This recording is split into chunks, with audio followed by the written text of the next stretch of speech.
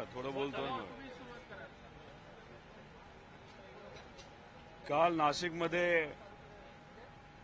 जी घटना घडली ज्याच्यामध्ये 2 एससी समाजाच्या युवांची हत्या झाली, सख्खे भाऊ होते. त्याच्यामध्ये तर एक अजितदादा पक्षांचा उपाध्यक्ष सुद्धा होता. आणि रोज जर आपण बघितलं तर अशा पद्धतीने हत्या, महिलांवरती अत्याचार या राज्यामध्ये चालतायत. हे अतिशय दुर्दैवी गोष्ट आहे. आणि अधिवेशनामध्ये आम्हाला ज्या पद्धतीचं उत्तर मिळतं ते फक्त कुठेतरी गोल गोल उत्तर दिलं जातं.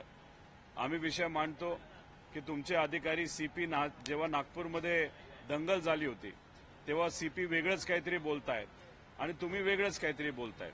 म्हणजे परवा निवेदन देत असताना मुख्यमंत्री साहेबांनी सांगितलं की हे प्री प्लॅन्ड होतं, म्हणजे याचं नियोजन आधी झालं होतं या दंगलीचं.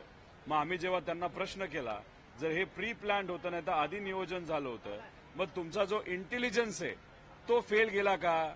मग तिथं होम मिनिस्ट्री कुठेतरी कमी पडली का? मग या प्रश्नाला कदाचित उत्तर नसल्यामुळे काल जेव्हा परत मुख्यमंत्री साहेब उत्तर देत होते ते उत्तर देत असताना त्यांनी उत्तर थोडंसं बदललं की अजूनपर्यंत आम्हाला माहिती आलेली नाही. सीपी जे सांगतात, अपडेट देतात ते या ठिकाणी आम्ही बोलत असतो. त्यामुळे या 2 सेम प्रश्नाला जे 2 वेगळे उत्तर मिळाले याच्यावरनं कुठेतरी कळतंय की आपली जी होम मिनिस्ट्री आहे ती योग्य दिशेने त्या ठिकाणी काम करत नाही. त्याच्याचबरोबर काल फडणवीस साहेबांचं भाषण जर आपण ऐकलं तर प्रत्यक्ष अप्रत्यक्षपणे तिथं नितेश राणेंना त्यांनी टोमणा मारलेला आहे. त्याच्यामध्ये त्यांनी सांगितलं नाही की मंत्र्यांनी बोलताना संयम पाळला पाहिजे. त्याच्याचबरोबर ते बोलत असताना राजधर्म पदावर असल्यानंतर राजधर्माचे पालन झाले पाहिजे. माझं असं म्हणणं की अप्रत्यक्षपणे एवढ्या गोष्टी मुख्यमंत्री साहेबांनी बोलण्यापेक्षा जर नितेश राणेंना सांगितलं असतं की राजीनामा दे तर ते जास्त योग्य ठरलं असतं मला असं वाटतं. कारण का एकदा आग लावण्याचं काम एखाद्या मंत्र्याच्या माध्यमातून झालं, एखाद्या नेत्याच्या माध्यमातून झालं, आगीत सामान्य लोकांची घरं जळून गेली आणि नंतर तुम्ही म्हणताय की तिथं मंत्र्यांनी जबाबदारीने बोललं पाहिजे नाहीतर राजधर्माचं पालन केलं पाहिजे. म्हणजे हूच तर आपण शांत बसायचं आणि झाल्यानंतर तत्वज्ञान द्यायचं, हे मला असं वाटतं महाराष्ट्रासाठी योग्य नाही. त्यामुळे जे कोणी जबाबदार असतील वातावरण गरम करण्यासाठी, वातावरण दूषित करण्यासाठी आणि दंगल घडून आणण्यासाठी त्यांच्यावर सरकारकडनं कारवाई ही झालीच पाहिजे असं आमच्या सगळ्यांची त्या ठिकाणी मागणी आहे. आणि हे जे काही प्रकरण, जे काही विषय कायदा व सुव्यवस्थेचे या महाराष्ट्रामध्ये त्या ठिकाणी वाढत चाललेले, 21 महिलांवर दिवसाला अत्याचार या महाराष्ट्रामध्ये दुर्दैवाने होत आहेत, त्याला पूर्णपणे मला असं वाटतं की आता गृह मंत्रालय कारणीभूत आहे आणि याच्यामध्ये काहीतरी सक्षम निर्णय येत्या काळामध्ये घ्यायची जरूरत आहे असं आमच्या सगळ्यांना त्या ठिकाणी वाटतं.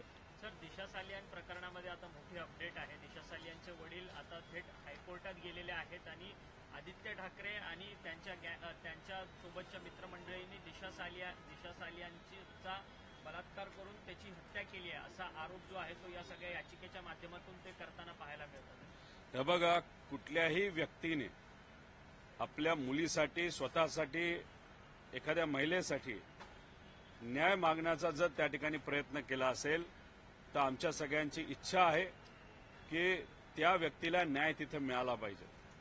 पण न्याय मागत असताना त्याच्यामध्ये काय खरं घडलं हे सुद्धा लोकांना त्या ठिकाणी कळलं पाहिजे. कारण का 4 वर्षापूर्वी आपण जर बघितलं जेव्हा सुशांत सिंगची हत्या झाली होती, नाहीतर तिथं सुसाईड झालं होतं आणि दिशा सालियनचं सुद्धा त्या ठिकाणी तिथं जे सुसाईड झालं होतं याच्यामध्ये त्यावेळेस त्यांच्या आईवडिलांनी वेगळी वक्तव्य केलं होतं. आता ते कदाचित 4 वर्षानंतर त्यांना असं वाटत असावं की न्याय मिळावा म्हणून ते कोर्टात गेले असतील. जे काय असेल ते योग्य पद्धतीने त्या ठिकाणी सगळ्या गोष्टी झाल्या पाहिजे अशी आमची सुद्धा इच्छा आहे. फक्त आमचं एवढंच मत आहे की तुम्ही बघाल आजपासून पुढं म्हणजे पुढचे काही दिवस हे भाजपकडनं याचं वेगळ्या पद्धतीने राजकारण केलं जाईल. कारण दिशा सालियानच्या वडिलांनी त्यावेळेस सांगितलं होतं कोणी या बाबतीतलं राजकारण करू नये. पण आता राजकारण सुरू आजपासून झालेलं तुम्हा आपल्या सगळ्यांना त्या ठिकाणी कळेल. कारण का भाजप जेव्हा राजकारण करतं त्याच्या मागे काही ना काहीतरी त्या ठिकाणी हेतू असतो. आता तो हेतू कसा की जेव्हा बिहारचं इलेक्शन होतं तेव्हा सुशांत सिंग ज्यांनी सुसाईड केलं होतं त्याचं बिहारच्या इलेक्शनमध्ये राजकारण हे भाजपकडनं मोठ्या प्रमाणात केलं गेलं होतं. आता तुम्ही जर बघाल टायमिंग फक्त बघून घ्या की आता आजपासून बीजेपीवाले याच्यावर बोलायला सुरुवात करतील आणि 4 महिन्यानंतर बिहारचं इलेक्शन तिथं आहे. त्याच्याबरोबर येतं तिथं बिहार में चुनावी मुद्दा बना सुशांत सिंह राजपूत की मौत, बीजेपी ने दिया न भूलेंगे ना भूलने देंगे. म्हणजे 4 वर्षानंतर आता भाजपला ज्या गोष्टी ज्याच्या खऱ्या अर्थाने तुमच्याकडे केंद्र सरकार आहे, तुमच्याकडे केंद्रीय होम मिनिस्ट्री आहे, राज्याची होम मिनिस्ट्री आहे, आतापर्यंत याच्यामध्ये काय खरं खोटं हे लोकांपुढे यायला पाहिजे होतं. 4 वर्ष तुम्ही आता शांत बसला. आता भाजप हा मुद्दा बिहारच्या इलेक्शन आणि महानगरपालिका मुंबईच्या इलेक्शन समोर बाहेर काढतो का नाही हे तुम्हाला त्या ठिकाणी बघावं लागेल. म्हणजे एखाद्या व्यक्तीचा मृत्यू सुसाईडच्या माध्यमातून का होईना ते झाला असेल तरी त्याचं राजकारण हे भाजप करतील हे आजपासून त्या ठिकाणी आपल्याला दिसेल. पण एक तुम्हाला आत्मविश्वासाने सांगतो, हे आदित्य ठाकरेंचं नाव घेतलं गेलं आहे, पण मी आदित्य ठाकरेंना फार जवळून त्या ठिकाणी ओळखतो.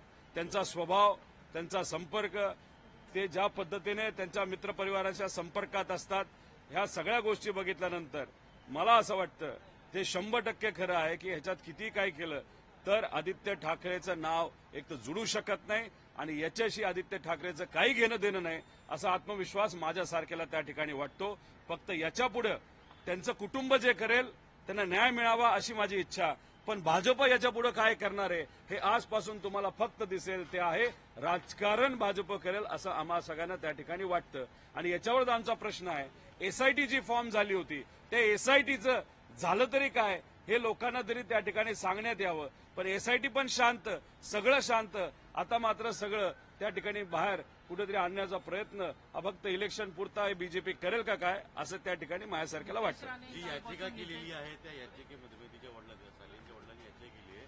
त्यामुळे त्यांनी आरोप केला की किशोरी पेडणेकर यांनी त्याच्यावरती दबाव टाकला होता की नितेश राणे यांच्याविरोधात प्रेस कॉन्फरन्स घ्या म्हणून आणि आम्हाला नजर कैदेत ठेवलं होतं. हा बघा, आता त्यांनी तिथं अलिगेशन केलंय.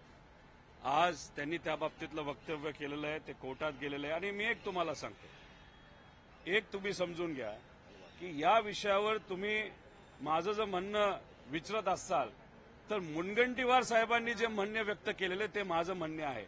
त्यांचं सुद्धा म्हणणं काय आलंय की सुयाच्या टोकासारखं सुद्धा त्याच्यामध्ये मला काय वाटत नाही चुकीचं घडलेलं आहे. आणि मग याच्यात जे काही न्यायालयामध्ये निर्णय घेतला जाईल तोच त्या ठिकाणी आपण मान्य केला पाहिजे. माझं सुद्धा हेच मत आहे की ह्याच्यामध्ये टोकासारखं सुद्धा मला काही तथ्य वाटत नाही.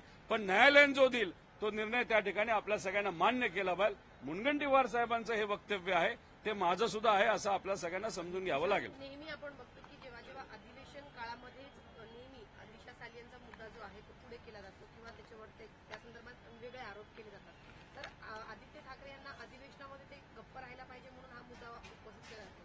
नाही, आता कसं आहे की तुम्ही जर बघितलं की जेव्हा औरंगजेबचं प्रकरण तापवण्यात आलं होतं तेव्हा भाजपला असं वाटलं की चला अधिवेशनामध्ये लोकांचं लक्ष, आमदारांचं लक्ष, मीडियाचं लक्ष हे काही प्रमाणात आपल्याला विचलित करता येईल. पण हे करत असताना त्यांच्यावरच बऱ्यापैकी हे प्रकरण शेकल्यासारखं आता जाणवायला लागलेलं आहे.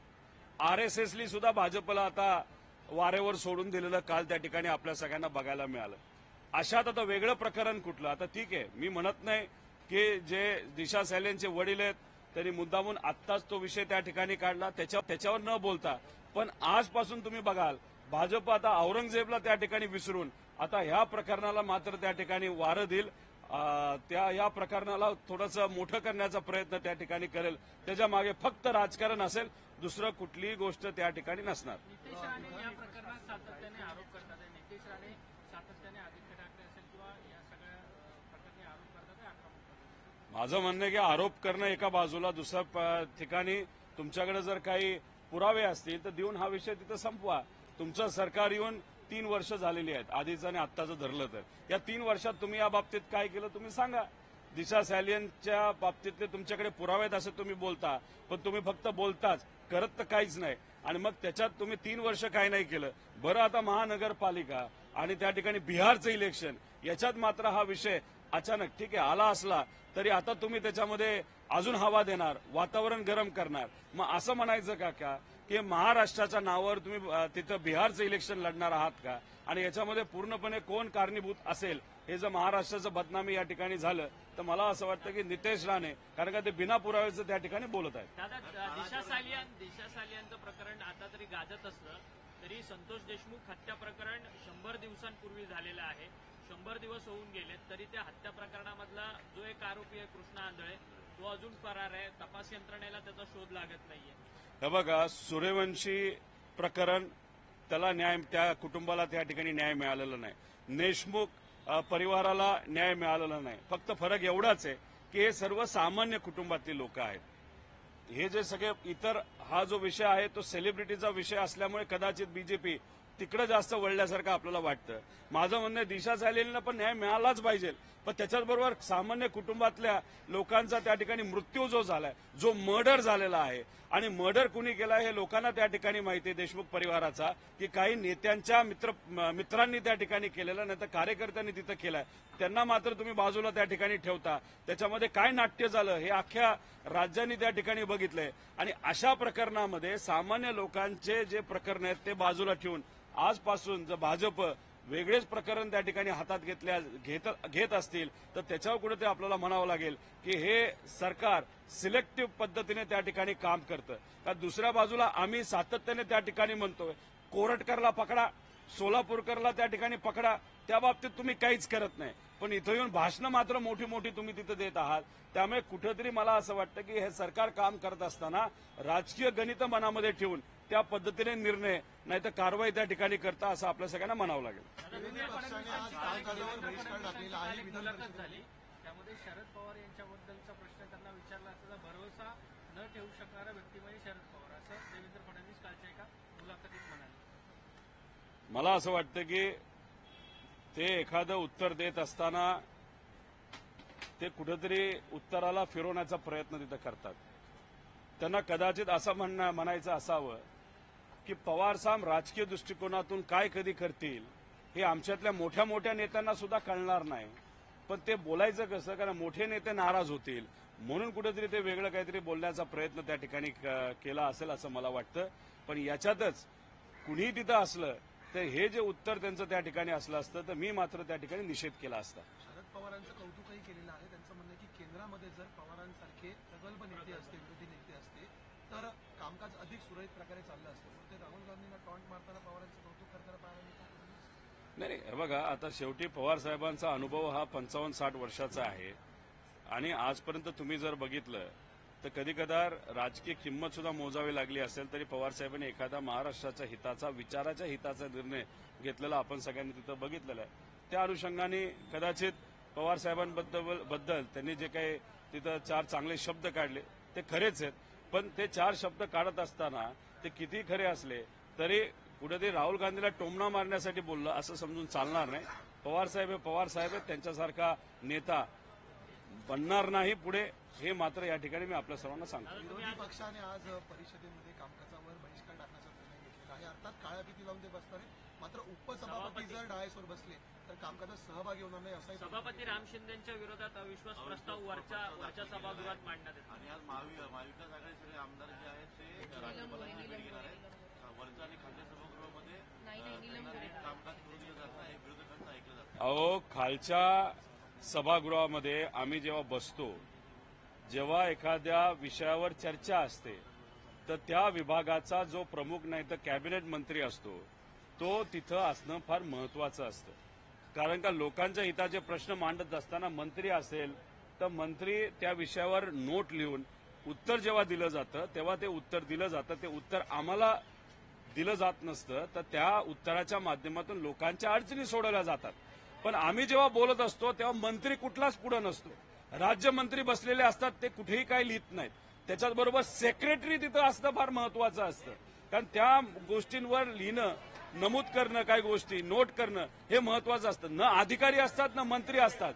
मग कुठेतरी सरकारला असं वाटतंय की विरोधी पक्षाचं कुठेही काही ऐकलं गेलं नाही पाहिजे, नाही तर विरोधी पक्ष बोलत असताना फक्त बोलण्यासाठी तो ठिकाणी बोलत असेल तर मला असं वाटतं की हे योग्य नाही. त्यामुळे काल ज्या पद्धतीचं नाही तर आजपर्यंत ज्या पद्धतीचं कामकाज या अधिवेशनामध्ये झालेलं आहे त्यात लोकांचं हित कुठेही मनामध्ये न ठेवता जे मंत्री होते ते न इथं बसले होते न वर बसले होते, ते होते तरी कुठे, का कॉन्ट्रॅक्टर बरोबर बसले होते, हे मात्र त्या ठिकाणी आम्हाला सांगता येणार नाही. पण जी पद्धत असते ती पद्धत आता पाळली जात नाही. त्यामुळेच काल आम्ही सगळ्यांनी त्या बाबतीतला विरोध केलेला आहे आणि आज सुद्धा त्यांची तीच पद्धत असेल कामाची, तर त्याचा सुद्धा विरोध आम्ही सर्वजण लोकांच्या बाजूने त्या ठिकाणी करू.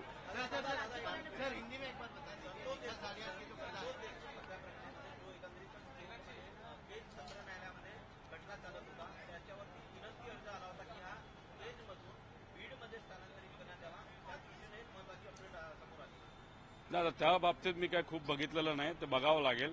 पण जे काय असेल देशमुख परिवाराला, सूर्यवंशी परिवाराला आणि ह्या सर्वसामान्य लोकांवर ज्यांच्या अन्याय झाला त्यांना न्याय मिळावा अशी माझी भूमिका आहे.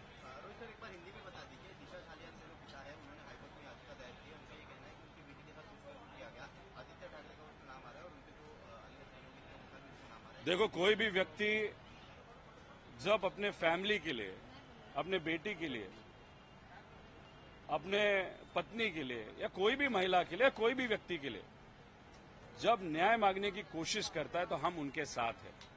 वो कोर्ट में गए हैं, कोर्ट में उन्होंने विनती की है. अभी हमारा सिर्फ यही कहना है, जो बीजेपी के एक मंत्री, माजी मंत्री है, आमदार है, कि यहाँ पे हमको लगता है कि इसमें जो एलिगेशंस आदित्य ठाकरे के खिलाफ किए गए उसमें तथ्य नहीं है, लेकिन न्याय व्यवस्था है तो हम न्याय व्यवस्था पे विश्वास रखते हैं कि न्याय व्यवस्था जो निर्णय देगी उस पर हम सबका विश्वास होगा. इसलिए हम वेट करेंगे न्याय व्यवस्था इस बारे में क्या करती है.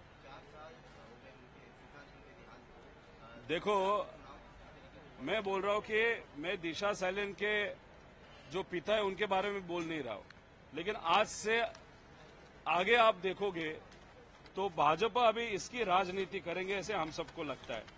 क्योंकि जब अनफॉर्चुनेटली इनका सुशांत सिंह का जब सुसाइड हुआ था 4 साल पहले, तब वहां पे बिहार में इलेक्शन था. तो बिहार में जब इलेक्शन हुआ था बीजेपी ने इस तरीके से एक व्यक्ति जो आज दुनिया में नहीं है, उन्होंने सुसाइड की है, उन व्यक्ति के बारे में राजनीति की थी बिहार के इलेक्शन के लिए. फिर उसके बाद उन्होंने स्टेटमेंट ली थी, न भूले हैं न भूलने देंगे. अभी 4 साल आप तो भूल गए. अभी इलेक्शन आने के पहले, मतलब 4 महीने पहले, अगर ये विषय का राजनीति अगर बीजेपी करता है, जो आज से करेंगे वो आप देखोगे, तो फिर उसको क्या कहोगे कि अभी वापस बिहार का इलेक्शन आ गया, महानगर पालिका बंबई का इलेक्शन आ गया, तो उसमें आप अभी राजनीति लाओगे तो ये गलत चीज है. तो हम सबका कहना है कि जो न्याय व्यवस्था है, जो भी निर्णय न्याय व्यवस्था देगी उस पर हम सबका विश्वास है.